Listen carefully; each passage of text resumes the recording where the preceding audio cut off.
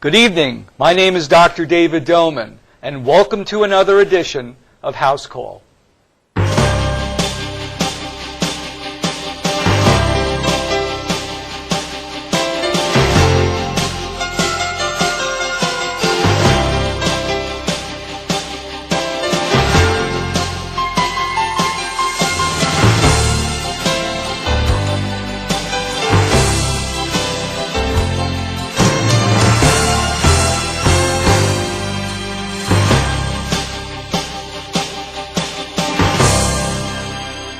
Our program tonight focuses on common arthritic disorders. My first guest is Dr. Paul DeMarco. Dr. DeMarco, welcome to House Call. Thanks, David. It's nice to see you. Pleasure. Briefly, tell our audience some of your professional background and your private practice here in Montgomery County. Sure. I did my medical school training at Georgetown, so I guess in some ways that makes me a local, and had the privilege of attending that through a scholarship through the United States Navy. So that led me to do my training in several naval facilities on the West Coast. So I was a West Coast sailor. Spent 2 years during that training working on a ship where I was the ship's physician. Did my residency at Balboa Naval Hospital in San Diego, and then did a training in the Scripps Clinic, a research institute, through a special exchange through the Navy. That led to several years of working with the Navy, and I've been in private practices and academic practices, and I currently work with Arthritis and Rheumatism Associates out of their Wheaton office. Very nice.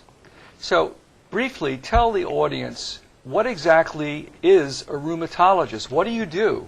So, you know, David, that a biologist is someone who studies life, bio being life and ologist being the studies. And a cardiologist, as most of the audience knows, cardio being heart and ologist being study, they study the heart. As a gastroenterologist, your ologist part is the gastroenero, which means you're studying the GI tract, the stomach, and the intestines. And rheumatologists, then by default, are experts in rooms. So I can tell you that this is a particularly nice room, well-chosen frames on the wall, and I love to say that. My wife said don't, but I thought I would anyway. But room is a very, very old world description that takes several languages to create the term limb pain. And rheumatologists really do the medicine of the muscles, bones, and joints and how it relates to the limb pain. So everyone, from time to time, gets joint pain, etc. That's true. Why would they ever need to see a rheumatologist? What should lead them to say, well, this is something more than just an occasional issue, but warrants your expertise? Okay, so as several specialties cover that, there are physiatrists who do rehabilitation and podiatrists who do pain in the feet, and orthopedists who manage some of these components. A patient might be motivated to see a rheumatologist if their focus of their limb pain raised some concerns about the potential association between that limb pain and an autoimmune disease. Rheumatologists are particularly adept at applying medical management to limb complaints, particularly as they relate to arthritis. So rheumatologists do a lot of the work related to arthritis and help other doctors understand how this particular complaint might be a potential manifestation of a disease throughout the entire body. Now, you introduced during our dialogue this evening a very important term that will be part of our interview both with you and Dr. Siegel, and that's autoimmune. Explain to our audience, what is an autoimmune condition? To explain that, it would be important to talk about the immune system. And the immune system is the component of the body that is the protection that we all have against what we might call foreign invaders. So I would hope that most of our listeners by now have had an opportunity to get their flu shot for this season. And when they've had that flu shot, they may have experienced muscle, bone, and joint pain. And that's a sign that the immune system is active and it's doing its job, although some people think that they're actually coming down with the flu. It's really more the fact that their immune system is activated. If the immune system is meant to protect us, it should do that all the time. But the world doesn't work that way, and sometimes the immune system, for a variety of reasons, environmental pressures, perhaps even infections, more than we want to take people into, but the immune system changes, and it stops really protecting us, and it can in fact turn on us. It can actually attack us, see us as if we ourselves are foreign to our own immune system. And that process really happens almost on an automatic level. And it is this change from protecting to attacking that really characterizes the autoimmune disease. Now, of course, we'll touch upon that later during our dialogue. Now, many people think that arthritis is an old people's disease. Is your practice just older patients, or do you see a diversity of patients? Limb pain affects all people, and all people have concerns about that. And sometimes, quite honestly, I think the parents or the children of our patients have as much concern for their patients as the patients do themselves. Sure. So it's true that we see a broad variety of people, and although many people conceptualize, as you suggest, that arthritis is really a problem of older people, there are two components to this answer, and the first is that younger people are more likely to get these autoimmune diseases, and many of them happen in younger women in the age range of about 20 to 40. But we also see these, sadly, in children.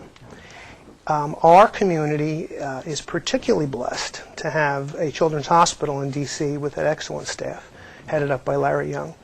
But there are far too few pediatric rheumatologists to cover all the needs of all the children. So there are several members in my practice that will open up their opportunity and their expertise to younger patients, myself included. Very good. Briefly, give a overview of some of the types of arthritis that are felt to be autoimmune related. Okay. So it would be a good place to start to go back and say how we actually approach these people. And one of the ways that we approach them is to sit just like you and I are sitting, and we talk with them. Yeah. We take a history. We do a physical exam. And then we'll take another step towards making sense out of what's going on with that patient. And there are two ways that we do that. One of the ways that we do that is to gather anatomical images or structure, what the structure looks like. And we do that a lot in our office. We'll do that with x-rays. We'll do that with ultrasounds. The ultrasound allows us to see the soft tissues, and the x-ray tells us more about the bones and their associations. The complementary component to the structure is the function, and the function comes from the laboratories. The laboratories that we choose help us think about the immune system and how the immune system works. Some of the labs that you and I commonly use that we share, we might look at differently. The rheumatologist is particularly adept at thinking about the association between these labs and an autoimmune disease. And perhaps the most challenging and for some of us exciting way that we think about looking at patients is through a test called the anti-nuclear antibody, or the ANA. So tell the audience then more about the ANA, and when it's positive, its significance, and how that can translate into different types of diagnoses. Good. The ANA, the anti-nuclear antibody, is a fascinating test. I came with a cartoon to show to the audience to help them understand this a little bit better, and I think it'll help a lot. When a patient's blood is drawn, that blood is processed. It's processed in a certain way to draw out the proteins that are these protections that we were talking about earlier, and we call those antibodies. On this particular cartoon, they will be presented to you with a picture that kind of looks like a Y. And in the cartoon, many of them are upside down or turned on their side. And that's because they're floating in a system. They're being exposed to a cell. And when they stick to that cell and stay there, then we consider that to be a positive test. But it's only a test, just like they say when the alarms go off. And they'll tell you what to do and where to go. In this particular case, if an ANA is positive, a patient is a bit more likely to have an autoimmune disease. If the ANA is negative, they're significantly less likely to have an autoimmune disease. But it needs to be fitted into the context of what's going on with the patient at the time. These ANAs can come in patterns. We have another beautiful picture to help the people see that. They are several different types. They give us different information. And if I spent all that time telling you, then I would probably make myself unemployed, which I wouldn't want to do, because we all need a job, and I'm included in that. But the ANA is a test that is so important to us in rheumatology and at Arthritis Rheumatism Associates that we actually do it in-house and provide it with a level and an accuracy that helps our rheumatologists really gather the information that they want and need to make these diagnoses. These collection of diseases related to the ANA are either called collagen vascular diseases or more commonly a connective tissue disorder. There is yet another beautiful picture with a lovely lady on it, and on one side of the picture there are different autoimmune diseases, certainly the most common of which would be thyroid disease, and I'm sure that there are plenty of listeners out there today who in fact have thyroid disease that is from the immune system, but their immune response is just to the thyroid, just in the same way that you see patients that have liver disease and their ANA is specifically related to their liver in most cases. Sure. In some cases, they match more the opposite side of the diagram, where the collection of symptoms or sites of attack are grouped in such a way that they create such a pattern that tell us that this is more than just happening in one place. It's more than just happening in the thyroid, or it's more than just happening in the liver. It's more than just happening in the muscles or the joints. And that's what leads us to the diseases of the connective tissue disease disorder, and the overwhelming best example of that is a disease that we call lupus, or systemic lupus erythematosus. Now you mentioned lupus. That, of course, is Latin for wolf. Right.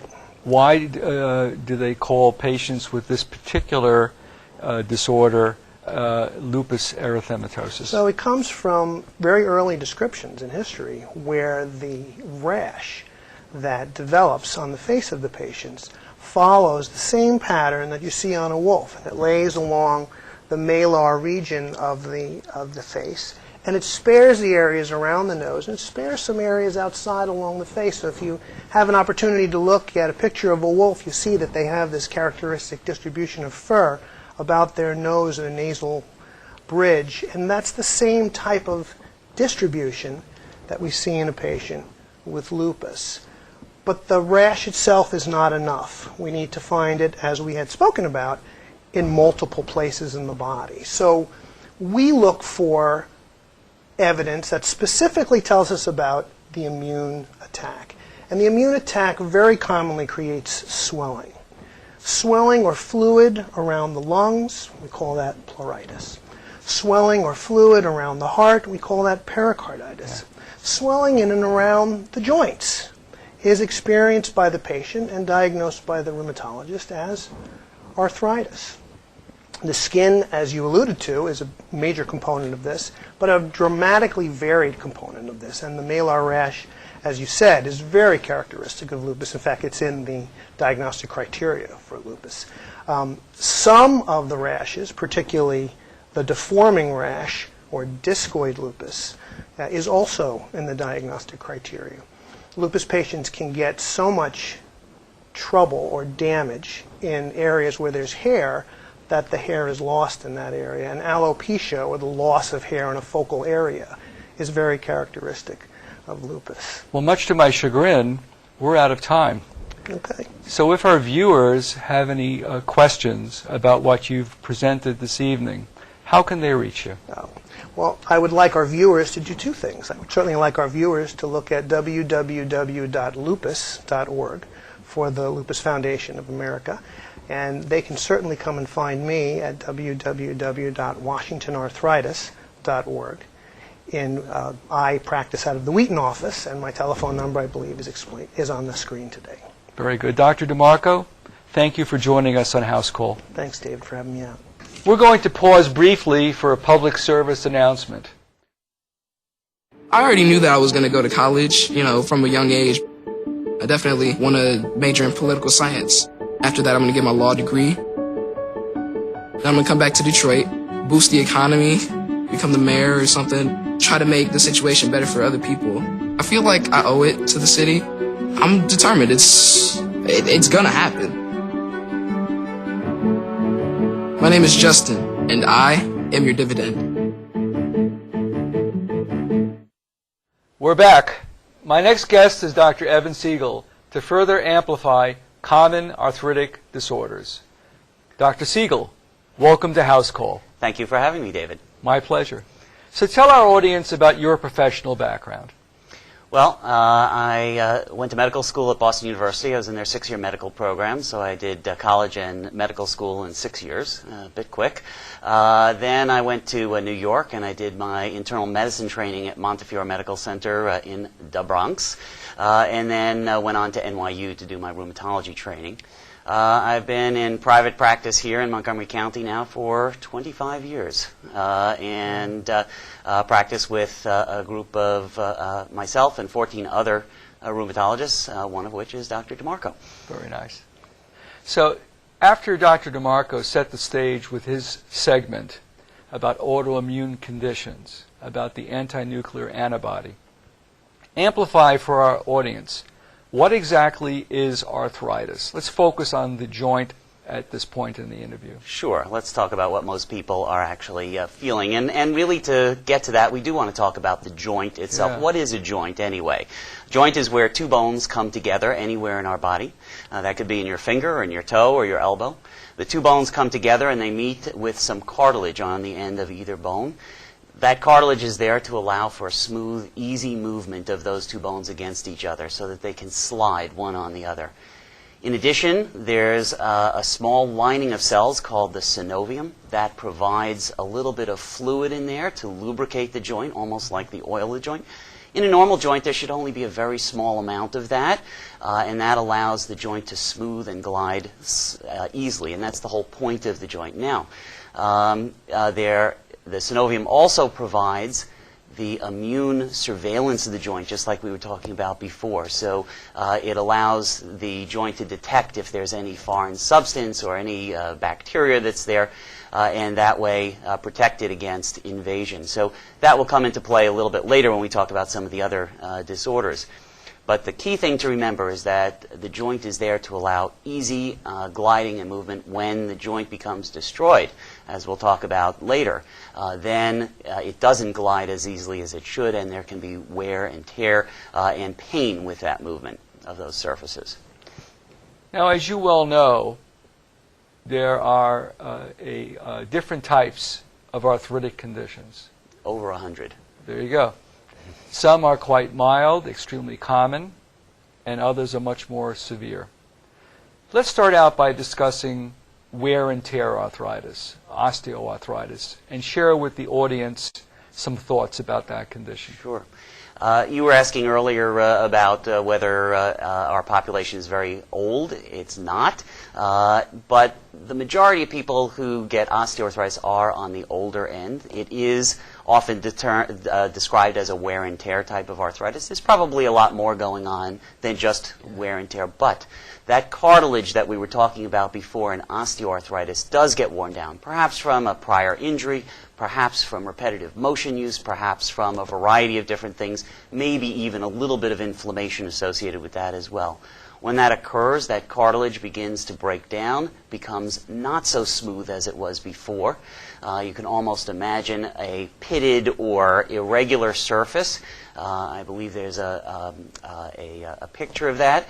And when that irregular surface rubs against another irregular surface, that provides or causes a significant amount of friction and rubbing.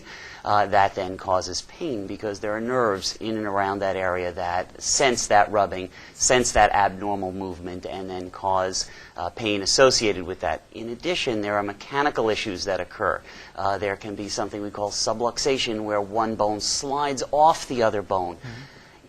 the big thing that happens in osteoarthritis is the joint recognizes that there's an abnormality and tries to repair itself. It forms new bone along the areas of extra sliding, along the areas of rubbing to try to protect itself.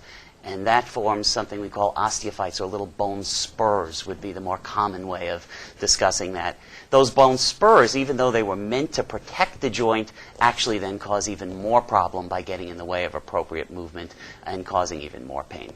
We think there may be some inflammation associated from all that wear and tear, from that rubbing, and that's why sometimes some of the anti-inflammatory medicines will be helpful in this, or why we might treat sometimes with a local cortisone injection. Why should that work? Well, really what cortisone does is it decreases inflammation within the joint, and that then takes away some of the pain and irritation. So you mentioned therapy. So what are some of the therapeutic options available for wear and tear arthritis? Right. Well, in the worst case, there is joint replacement. Right. And as rheumatologists, that's what we try to avoid like the plague most of the time. Sure. When a joint needs to be replaced, however, in general, the replacement, which is a metal and plastic prosthetic joint, often does remove all of the pain, because once again you have smooth, easy gliding surfaces and less nerve function in that area, so that usually the joint functions again and functions without pain. However, we really try to avoid that, and there are many options before joint replacement, depending on the site, of course, but we will often treat with medication. Often simple analgesics, like Tylenol, for example, can be quite helpful. Physical therapy can be tremendously helpful, because if you strengthen the muscles around a joint, that takes the pressure off the cartilage. It stabilizes the joint so that there's not so much movement in different directions, causing increased wear and tear. Often we will give a cortisone injection if people are having acute pain. That decreases the inflammation. As I mentioned, inflammation probably is associated with the pain. There are topical agents that can be used, topical anti-inflammatory agents. Things over the counter like Bengay and things like that probably aren't that helpful, but applying heat and ice can be helpful. Alternating periods of activity with periods of rest. I often tell my patients to have that as a mantra in the back of their head every time they're doing something. So let's shift gears then from wear and tear arthritis, osteoarthritis, which occurs generally in older patients, to another common arthritic condition, rheumatoid arthritis. How does rheumatoid arthritis, RA, differ from wear and tear arthritis? Right. So a very different animal altogether. And as Paul was saying earlier, that is an autoimmune disease. So a disease where the immune system has now turned inward and against the person's own body. So in rheumatoid arthritis, and unfortunately so far we don't really know the cause of rheumatoid arthritis. We think it's a mixture of a genetic predisposition, perhaps some stimulus of the immune system from the outside that we haven't specifically identified. We have some ideas. But once that occurs, inflammation begins to occur within the joints because of this abnormal immune response. That synovial lining that I mentioned, normally just a few cells along the cartilage, along the lining of the joint, begins to become larger, overproductive of fluid, of chemicals that are meant to really fight off infection, of antibodies. It begins to grow within the joint. It begins to eat away at the joint because of enzymes that are released, really meant to fight infection, but there is no infection there. And slowly but surely, those enzymes can eat away at the cartilage, cause destruction, sometimes fairly rapidly within the joint. But the hallmarks initially are this significant warmth, swelling, puffiness, almost spongy nature to the joints, very different than the bony types of changes we see in osteoarthritis. But that swelling is actually very metabolically active and eating away at the tissues underneath and then causing instability. This often affects the wrists, the knuckles of the hands, particularly the MCP and PIB joints, which are the ones right along the base of the finger and in the middle of the fingers, the wrists, the elbows, the shoulders, the knees, the ankles, and the joints of the feet. This can be extremely disabling if left untreated. It is absolutely essential to make the diagnosis of rheumatoid arthritis early on in the course. If we catch it as rheumatologists early, we now treat that very aggressively and get that inflammation under control, and we can, in many cases, prevent the serious deforming damage that used to be just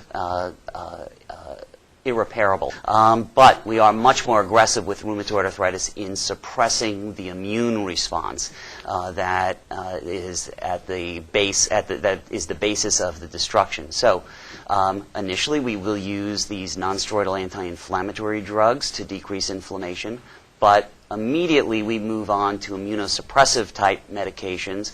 For example, we might use a little bit of prednisone early on, steroids, although we try to limit that as much as possible. Then we move on to other medications, some of which were actually used initially as chemotherapeutic agents, things like methotrexate. Very, very effective in decreasing this autoimmune reaction and the inflammation that's going on. And then over the last decade or so, there has been the advent of biologic medications. These are biologic response modifiers. These, in fact, interfere with the immune system in a way that we were never able to before. These actually block something called cytokines. So when, in rheumatoid arthritis, when the inflammation is going on, chemicals are sent out to the rest of the body called cytokines. I like to call them invitations to the party. So the invitation is sent out to the rest of the body. Inflammation is going on here. Come join the party. Well, other cells, white blood cells, do come and join the party and make things much worse. These new TNF-alpha inhibitors and other biologic response modifiers intercept that signal before it can ever get to its target. So it's like the invitation was sent out, but it never makes it to the mailbox. And by doing that, we can actually stop the whole autoimmune process to a degree so that the inflammation decreases markedly and the likelihood of destruction decreases markedly. There are other types of inflammatory arthritis besides rheumatoid arthritis. Very briefly, share with the audience some of the other types of inflammatory arthritis you deal with. Right. So there's a whole separate category of inflammatory arthritis called the seronegative spondyloarthropathies. Quite a mouthful, but it really encompasses a family of disorders that include psoriatic arthritis, or the arthritis associated with psoriasis. So in people who have psoriasis, a very common condition, about 25 to 30% of them will develop a severe arthritis that is similar in ways to the autoimmune rheumatoid arthritis, but different in many ways as well. In that same family is inflammatory bowel disease, a disease you're very familiar with, that also can be associated with a significant arthritic component. Not only can these diseases cause arthritis in the peripheral joints, meaning the hands, the wrists, the knees, but also can affect the spine, something we call spondylitis, and can actually cause the spine to become stiffer and stiffer from arthritic changes, from calcification along the spine until people actually cannot bend anymore. And that is not uncommon in both psoriatic arthritis and arthritis associated with inflammatory bowel disease. Two other types of arthritis that are also in that group are reactive arthritis. So some people will develop arthritis after having an infection, like food poisoning, and then go on to develop a severe arthritis from that. Well, we're out of time. If our guests have any questions, how can they reach you? Once again, we have a website, www.washingtonarthritis.com. And certainly they should feel free to call the number on the screen and make an appointment at any time. Dr. Siegel, thank you for joining us on House Call. Thank you, David. Never forget that House Call is your program, and we do want to hear from you. You can reach me at my practice website, montgomerygastro.com. Speaking of future programming, my guest next month will be Dr. Bruce Smoller, a noted psychiatrist here in Montgomery County. Dr. Smoller will be reviewing common mental health issues. It'll be a terrific show. So see you next month for another edition of House Call.